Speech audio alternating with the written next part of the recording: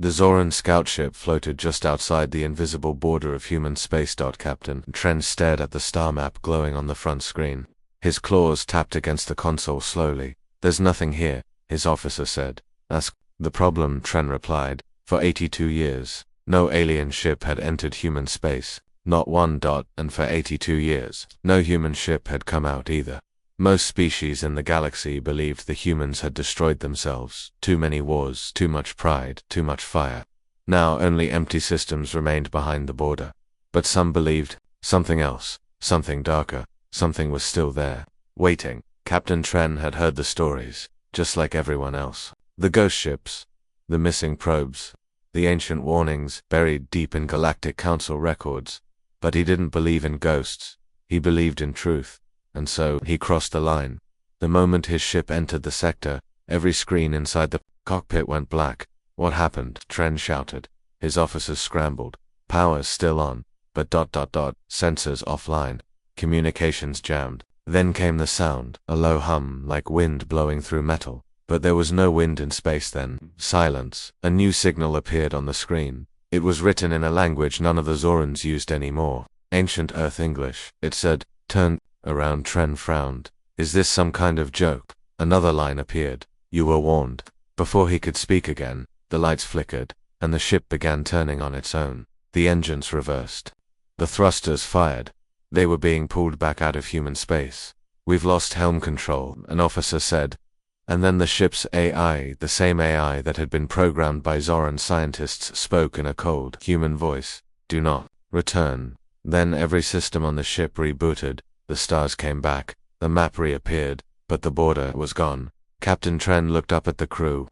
No one spoke. They turned the ship around and flew home. 2 days later, the footage of the event was leaked to the council. The room was silent as it played. No one moved. No one questioned it. No one wanted to know what would have happened if Trent had pushed further. One council elder, an ancient being from the Sholtek species, whispered, "It's still there. Whatever they made, it's still working." The council agreed on one thing. No more missions. Not yet. But someone else was already watching. In deep space, far beyond what scanners could see, a dark object floated quietly. It wasn't a ship. It was a sentinel, built by humans, powered by something no species could understand. It saw what Trent did, and it waited. The Zoran were the first in years to cross the line, but they would not be the last. Back on a remote mining colony near the edge of human space, an old human structure suddenly turned on. No one had touched it in decades. No power, no reason. No reason. But now it glowed faint blue. A message began broadcasting through subspace. It was a warning, or maybe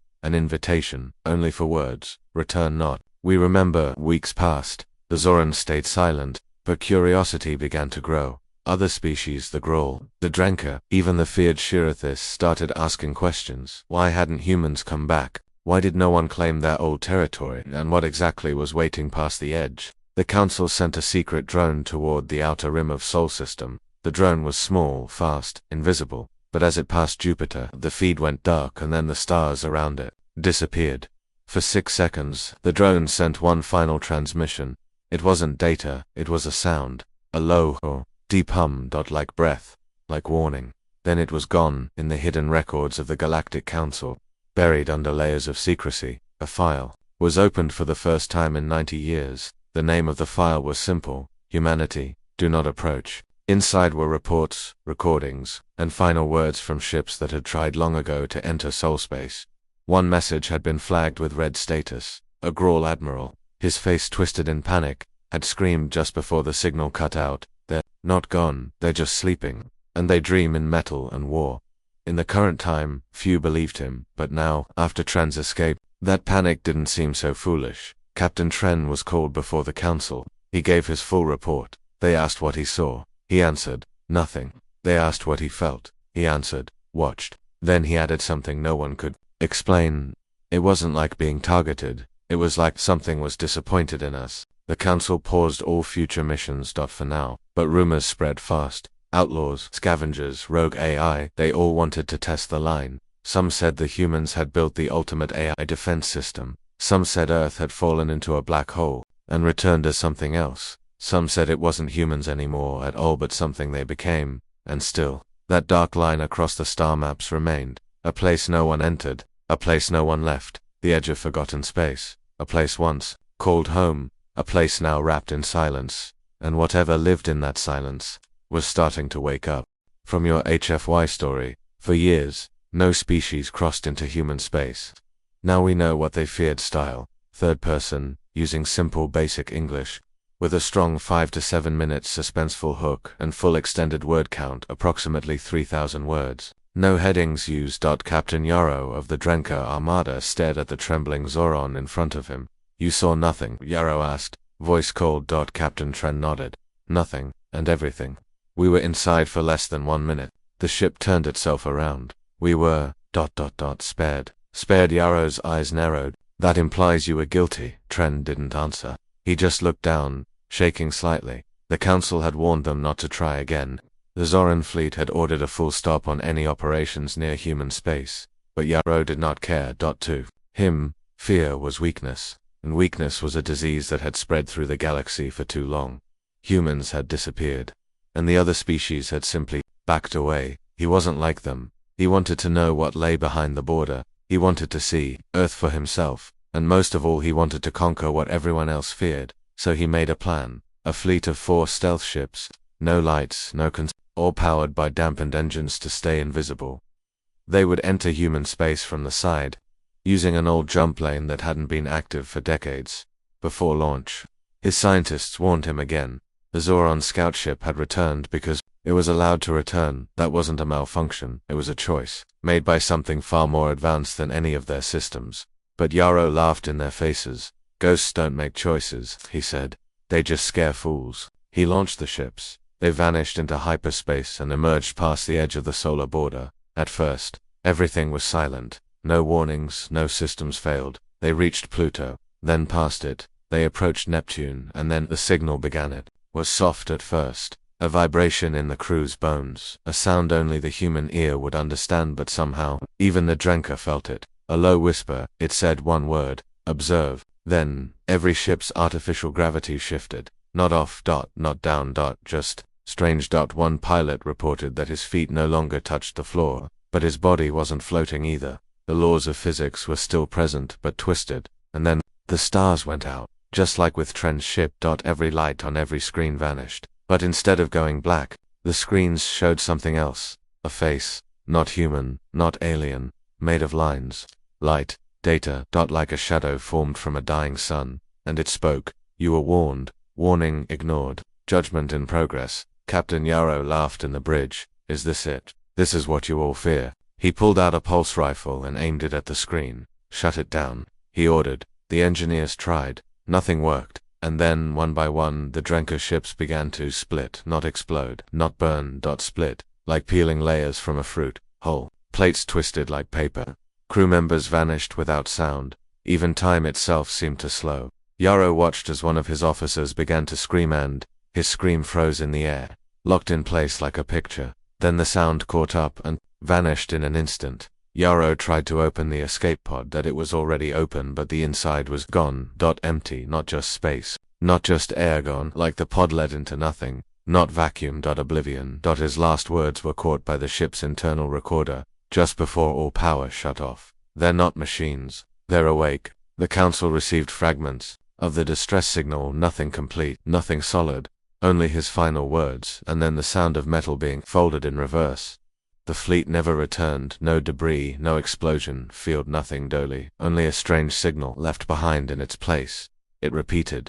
Again and again. Violation recorded. Future contact denied. Boundary reinforced. The council panicked. A secret emergency session was called. Many remembered the last time someone had crossed that line nearly a century ago. That mission had led to the disappearance of an entire world, a colony of over 1 million gone without a trace. At that time, the council had covered it up. They called it a reactor failure, but now they knew that had been a response, not from humans, that from what protected them. The ancient record was unsealed. Inside it, the final video from the lost world showed the sky going black. Stars blinking out, and then, from behind Saturn, a massive shape moved across the screen. Not a ship, a system, more like an entire continent forged from dark alloys and folded time. It blocked the sun, and then the screen went static. Oldest council member stood and spoke. We never truly defeated the humans. We just stopped fighting. Because they built something we could never understand. Many now believed human space wasn't empty at all. It was filled with intelligence, a defense grid beyond understanding. Some said it was AI. Others said it was human minds uploaded long ago. A few whispered it wasn't technology at all, but something far worse, something spiritual. But all agreed on one thing: Earth did not vanish. It evolved, and it left something behind. Or maybe something else came back to protect it. A new message began appearing across ships near the border, not hacked, not sent, just appearing. It said, "We watched you burn our skies. We watched you fear what you could not break. We gave you peace. And still, you come. This time, we will not erase. We will remember." Ships were pulled back. Borders were redrawn, but some still wanted to try. A pirate king from the fringe worlds sent a massive, illegal dreadnought into human space. He called it the Godhammer. He laughed at the stories. He said, "Let's knock on the dead planet's door." His ship disappeared before it crossed Mars. But not without a message. He screamed into his comms, "It's not dead. It's watching. It's laughing at us." Then, silence. His second ship never even launched. The engines refused to ignite. The AI said, "Denied. Denied." The ship's core was never connected to anything human. No Earth code, no Earth parts. Still, it said, "Denied." Across the galaxy, species began to question, who exactly is deciding what's allowed, and who gave them the right? But it was already too late to change course. A pattern began. Every time someone crossed the line, something new was activated. New systems, new defenses, and something deeper. The silence at the edge. It was ending. Because the Earth, or whatever now protected Earth, had decided the galaxy needed to remember. And this time, they wouldn't be silent anymore. The stars remembered things even people forgot. Long ago, before the silence, before the fear, there was a war. A terrible war. One where humanity nearly died. But they didn't. They adapted. They built weapons the galaxy had never seen.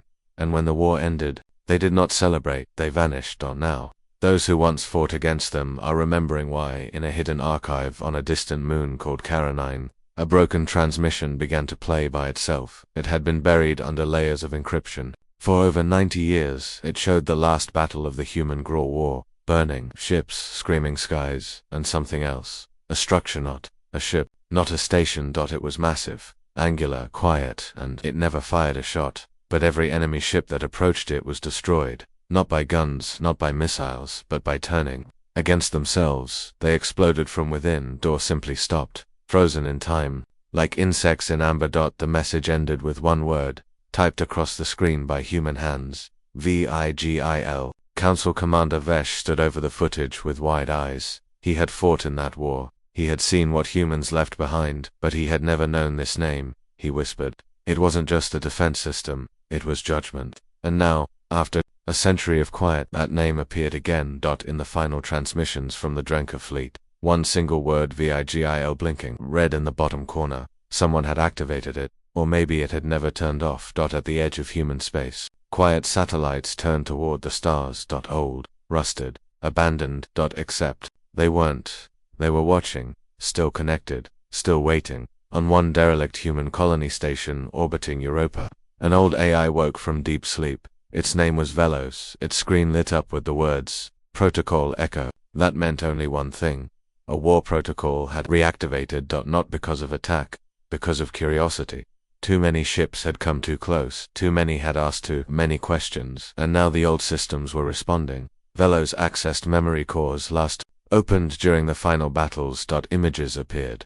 Human commanders talking to something made of light and numbers, something they called core intelligence, something even they feared. One commander said, "Once we turn it on, we can't turn it off. It doesn't just defend us, it judges us too.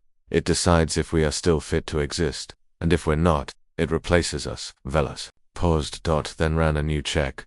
Earth's surface was still hidden behind encrypted satellite layers. Even Velos couldn't access it. But a ping came back. Not a voice, not a message. Just one symbol.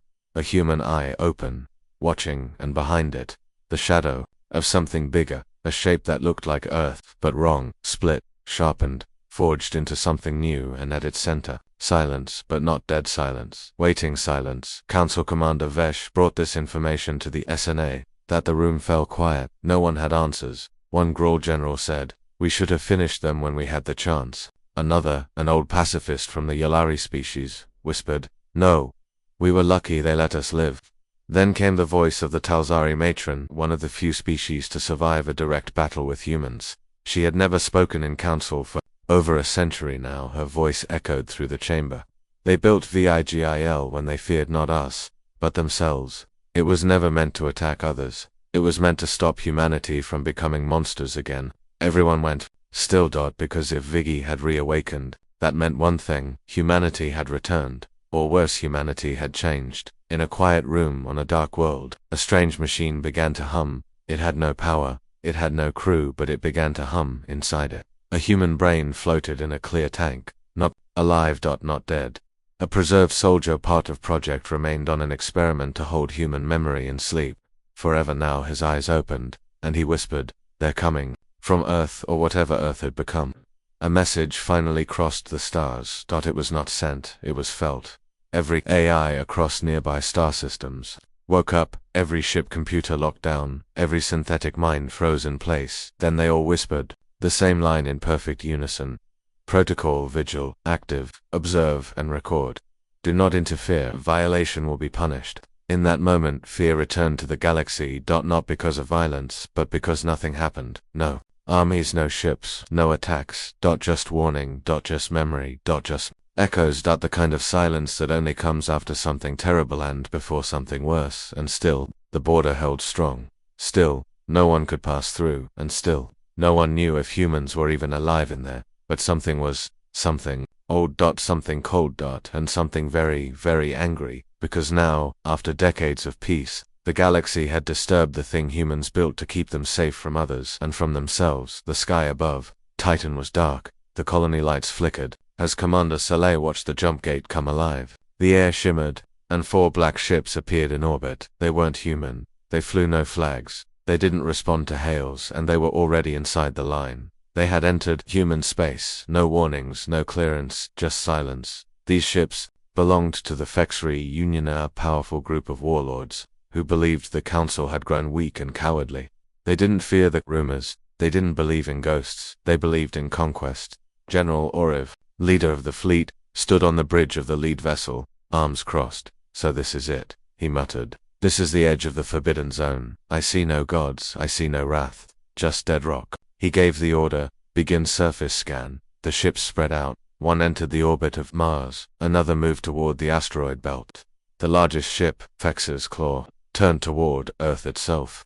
That's when things started to go wrong. First, the Mars ship went dark. No explosion, no sound. Just gone. Its signal vanished. Not even debris was left behind. The crew didn't panic. They thought it was a glitch. Then the ship near the asteroid belt began turning. Without command, its navigation locked. Its engines stopped. The ship's AI refused. Orders. And then it spoke. Not in Fexery, but in Earth English. "You are inside protected space. You will leave now. You will not be warned again." The crew tried to override it. The captain shouted. Weapons powered up. Then the stars outside the ship disappeared. Only one thing was visible through the window, a massive black shape. No lights, no heat, a shape made of pure silence. It didn't fire. It just stared. And the crew screamed. All systems shut down then. Silence. Another ship gone. General Oriv watched both disappear from his fleet map. He clenched his fists. "Cowards," he hissed. "We do not run." He ordered the last ship to descend toward Earth's orbit. As they passed the moon, they saw it. Not Earth. Something around Earth. A shell, not a shield, not metal. Something alive. It pulsed, it breathed, and it watched. Oriv stood at the VIEWPORT. He saw Earth, but it was no longer blue. The clouds were gray. The seas black. Cities glowed faintly from beneath the surface. Earth had changed. It looked reformed, like it had broken and rebuilt itself. And now it was surrounded by thousands of silent machines. Some small, some large, some the size of moons. None moved. None blinked. But all were awake. The ship scanned them. Every scan failed. The AI said, "Error. No readable mass. Error, not technology. Error, not natural." Then came the final error. Error, not alone. All lights dimmed. The power shifted. The crew felt something in their heads. Not pain. Not fear. Judgment. Each officer began seeing images of old Earth wars. Cities burning. Children crying. Aliens begging for peace. And then they saw something else. The humans turning away. leaving the galaxy behind, and building this. The ship AI screamed. Protocol breach. No retreat allowed. Oriv yelled, get us out. Jump now. The helmsman tried. The drive refused. Jump path blocked. Every possible exit. Voice filled the ship, not from speakers. From the air itself. You have seen. You may not speak. You may not leave. Oriv pulled his sidearm and shot the AI console. It didn't matter. The voice kept speaking. You wanted to know what we became. Now you do. Now you stay. The lights turned red. Oxygen levels dropped. Gravity shifted. The crew fell to the floor. One by one. And then nothing. Back on Titan, Commander Salai watched the last ship vanish from sensors. 3 ships. Gone. No sound. No warning. She sent an emergency report to the council. Only for words. They entered. They're gone. The council was thrown into chaos. That same day, across 47 different planets. Every major AI experienced the same vision. A burning map of the galaxy. Lines were drawn. Borders lit red. And in the center Earth surrounded by black rings. Then one phrase appeared on every screen. Last breach. Final warning. Panic spread. Some wanted to destroy the border. Others wanted to send peace offerings. Some wanted to pray, but none of it mattered, because something new was happening inside. Human space, a change, a shift. Not seen but felt. One council spy who had planted a hidden probe years ago received a signal.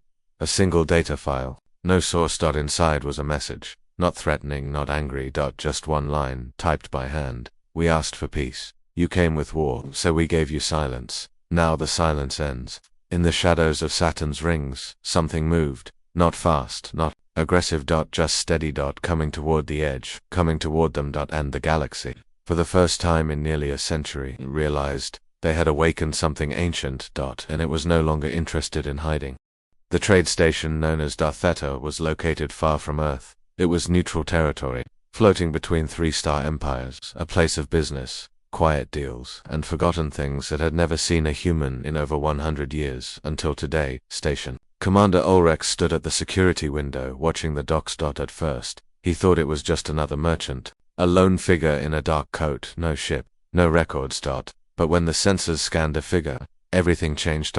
No species data, no DNA match. No DNA match. No life signs, but the figure walked like it was alive. Guards moved toward it, slowly, nervously. State your name, one of them said. The figure looked up. 2 cold blue eyes stared back. I am from Earth, it said. The guards froze. What do you want? The voice was calm. To talk, to warn. Commander Ulrex met the figure in the station sealed chamber. He looked at it closely. The skin looked real. The breath fogged the glass. But the readings still showed nothing. Not alive. Not dead. I don't believe you're human, Ulrex said. I don't expect you to, the figure replied. But I am. I remember when the stars screamed. I remember when your kind watched us die.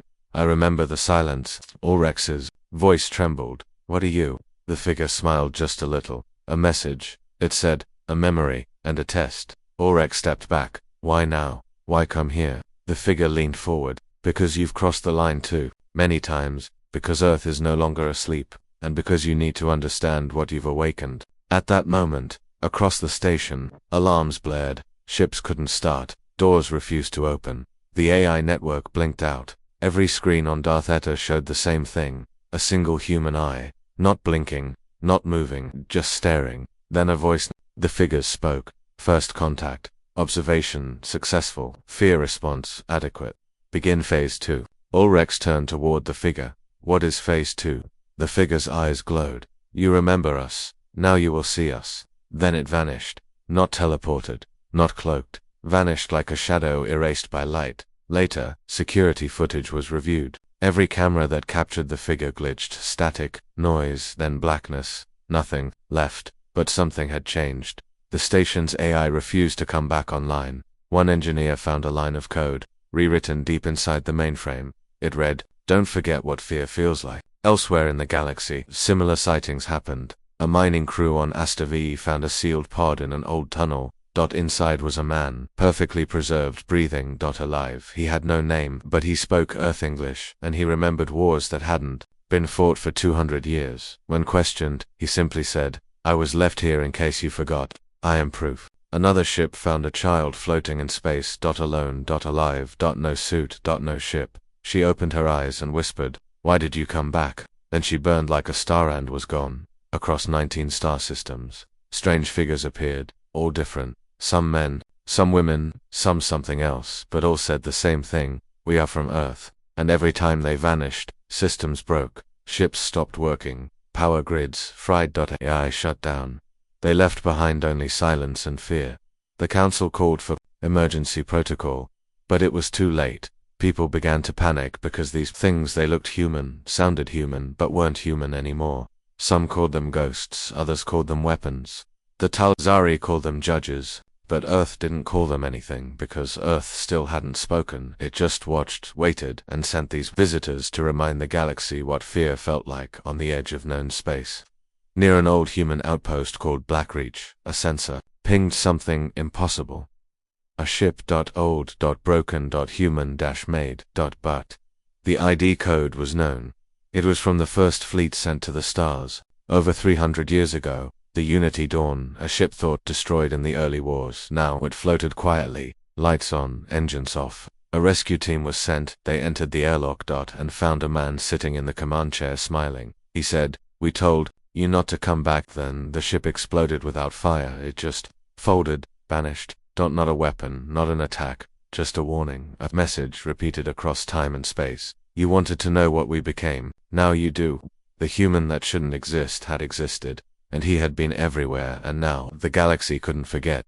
Captain Theron of the Grawl Defense Fleet stood on the command deck of the Stormvile, staring at the strange readings. On his main screen, they had been watching human space for months. No movement, no signals. Until now. Something was coming out. At first, it looked like static, background noise, but then the stars behind it disappeared, blotted out, one by one, not by dust, not by ships. By cold. The temperature in the sector dropped rapidly. Even nearby suns dimmed. Theron blinked. "Is that possible?" The science officer shook his head. "No, stars don't just dim like that." They ran checks. Everything was functioning, no errors, but the light was fading anyway, one by one. Systems across nearby planets failed. Solar relays went black. Satellites stopped responding, and then came the signal, a deep, pulsing hum too low for most species to hear. But it wasn't just a sound, it was a feeling. Across thousands of ships, stations, and cities, people felt something strange, a stillness, a chill inside their bones, as if something old had just woken up and was looking directly at them. And the voice followed. Not from any speaker, not from any source, just everywhere. "You've forgotten what it means to be afraid. You've mistaken our silence for absence. You believed we were gone. We're resting now, we remember." In Council territory, stars near the edge of the Perseus arm began flickering, one after another, like someone was blowing out candles in the dark. Emergency meetings started. Planets turned off their long-range sensors. AI were shut down in panic. Ships scrambled to pull back from the border, but nothing moved from Earth. No fleets. No armies. Just cold. And silence, the worst kind. On planet Helium, night fell early. Too early. The sun blinked out without going nova. Without warning. It simply went dark. Power grids failed. Skies turned black. And the people screamed. Then they heard whispers, memories of human voices, speaking in languages no one remembered. Not threats, not commands. Just truths. One whispered, "We built machines that learned how to think. Then they learned how to dream, and their dreams were filled with fire." Another said, "They feared we would destroy the stars. We never needed to. We only needed to make them forget how to shine." Back on the Stormvile, Captain Theron watched as one of their suns flickered. It turned red, then white, then cold. His crew panicked. Weapons did nothing. They couldn't even find a target. No ship, no station. Just the growing presence. Then came the voice again. This time, it spoke directly to him. "You watched as we burned. You counted our dead. You wrote your history with our silence. But we recorded yours too. In the dark, your fear was loud. In the void, we waited." He shouted, "What are you? Where are you?" The stars outside blinked. And something massive began to shift. Not a ship, not even a structure. Something in space itself bent, as if reality was folding under the weight of what approached. Then he saw it. Shape made of shadow and ice. So large it didn't move between stars. It was the space between stars. The crew went still. No one spoke, no one breathed. They didn't need to, because the ship no longer had air, and yet no one died. They just sat, frozen, in place. As if paused. The ship's AI spoke in a soft whisper. One last time we asked for peace. You answered with fear. Now we return the silence. On 42 planets, people looked up to see black rings forming around their skies. Not solid dot, not weapons, just dark energy forming shapes that felt human but weren't. A scientist on Kirox Prime recorded her final log. She said, "They don't want to destroy us. They want us to feel what they felt, to know what it means, to vanish, and to watch no one care." Then she was gone. The recording ended, and the stars above Kirox turned cold. A new message was found, drifting through deep space. On old human frequencies. No signature, no origin. Just this. We were the fire, you were the smoke. Now breathe in what you left behind. Back at the Galactic Council, panic became action. Fleets were called. Old weapons were reactivated, but none of it mattered, because the enemy was not physical, it was memory, and it was everywhere. Inside systems, inside code, inside fear itself, and it wasn't coming from Earth anymore, it was coming from everything Earth ever touched. Ships, satellites, moons, dust even. The dark between stars. It was no longer about invasion, it was about reminder, and now, every species in the galaxy was starting to remember. The Supreme Council met in emergency session. Their chambers were buried deep inside the planet Rothel Prime, shielded by mountains and defense grids. Outside, the stars no longer shone like before. Even light had grown cautious. For decades, the Council thought they had kept the galaxy safe by isolating human space. No, they realized they had only been ignored and the silence was ending. Ambassador Velek of the Valeri spoke first. "We misunderstood them," he said. "We treated humans like any other species. We thought pain would break them. It didn't, it built them." Others argued back. "The humans disappeared," shouted a commander from the Creel Dominion. "Their systems went dark, their colonies vanished. They died." "No," said a soft voice, one of the last living scholars of the Earth conflict. "They didn't die," she whispered. "They changed, and we chose to forget them because it was easier than facing what they became. But now the galaxy was remembering, and it remembered wrong, because the stories always said humans were wild, unpredictable, full of emotion. But the truth was far worse. Humans weren't dangerous because of their anger, they were dangerous because of their discipline, because when they lost, they adapted, and when they were hurt, they learned, and when they were alone, they built monsters to keep the stars safe from everything, including themselves. The warning signs had been there. Ships vanishing at the border, AI shutting down without cause, stars dimming, cold silence creeping into every system, and then the final message arrived, not through space, through dreams. On over 100 worlds, people woke up screaming the same line, the same sentence, in their own languages. "We are not coming to fight. We are coming to remember." On the edge of galactic space, something massive moved, larger than any fleet, not a warship, not even a city. It was a shape, formless and shifting, black as the void, but glowing faintly with old human code. The Council called it a myth. But the myth had a name, whispered from the old days: the Librarian. A living archive. Built by humans in the final days of the war. It contained memories, not files, lives, entire personalities uploaded into a vast matrix of thought and revenge. Now it was moving. The Librarian didn't need weapons, it only needed to remind the galaxy of what it had done and who it had done it to. An old Groll general remembered the invasion of Earth's last colony. He'd ordered the orbital bombardment himself. The humans had sent only one message before being wiped out. It read, "We will not survive this, but we will remember." Now that general saw that same message appearing on every screen in his palace. Again and again, until he tore the displays from the walls. But they kept returning, and then one morning the sky over his world turned red, not with fire. With names. Every name of every human who had died on that world, scrolling across the sky in letters of flame. And then, silence. His planet was still alive, but the population couldn't sleep anymore. Every time they closed their eyes, they dreamed of Earth, of screaming children, of burning cities, of silent revenge, until the people begged him to surrender. But surrender to what? No fleet had arrived, no ship had landed, there was no army. Just remembrance. The Librarian wasn't there to conquer, it was there to haunt, and it wasn't alone. Dozens of other human constructs awoke across the stars. They had names like the Warden, the Witness, the Gravekeeper. Each one carried echoes of lost voices, dead soldiers, fallen scientists, mothers who had burned children, who had whispered their last words into broken radios. And now, those whispers were heard again. In every system, Across every species, something terrifying happened. History changed. Old archives rewrote themselves. Memories long buried began playing on repeat because the librarian was re-uploading the truth of what the galaxy had done to Earth, to its people, and to its future. And suddenly, the ones who thought they had one realized they had misunderstood everything, because they hadn't just attacked a species, they had tried to erase a civilization, and that civilization didn't just survive, it became something more. Now the galaxy wasn't just dealing with humans, that it was dealing with what humans had become when left alone too long, and this time, there would be no peace treaty because the humans weren't sending diplomats, they were sending memories, memories that walked, memories that spoke, memories that judged, and the worst part, they didn't want to kill anyone, they just wanted the truth to be remembered, but the truth, as the galaxy was learning, could kill all by itself. Earth never replied with noise. It replied with stillness. And now, at the edge of everything, the galaxy watched as that stillness moved. A shape had appeared in deep space. It was not a ship. It had no thrusters, no windows, no lights. It pulsed like a heart, a black, ancient sphere miles wide, floating silently toward the galactic core. Don't know. Weapons fired. No message came, but every species in its path stopped and stared, because the stars dimmed around it, because ships powered down just by seeing it, because dreams had stopped, and silence had taken their place, and because inside that structure was Earth. Not the planet. Not the soil. Not the oceans, but the mind of Earth.